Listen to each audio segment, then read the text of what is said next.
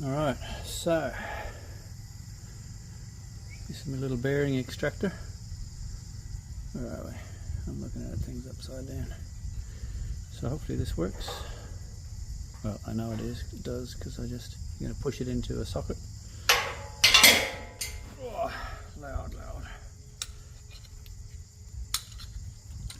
This is the easy way to do things. Relatively. Why is this longer than the other side? Different bracket. That's weird. Oh, of course, we pushed it out. Now we got loads.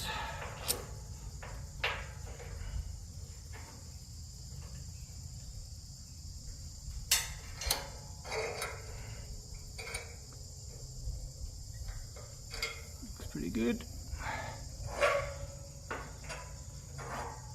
So these vices put out a fair bit of pressure. I don't know why that hasn't budged yet. That'll be interesting. I'm going to break the vice and move the... There it goes. Move the bearing.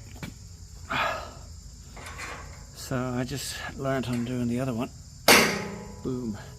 That the socket method works up to a point. The socket can only take so much of the bearing. See, it's moving now. Imagine trying to get that out any other way, or with a couple of sockets or something else. That wouldn't be much fun. Right, that's probably about it now. So we're not all the way out, but we're most of the way out. And we'll get our little persuader. Boom.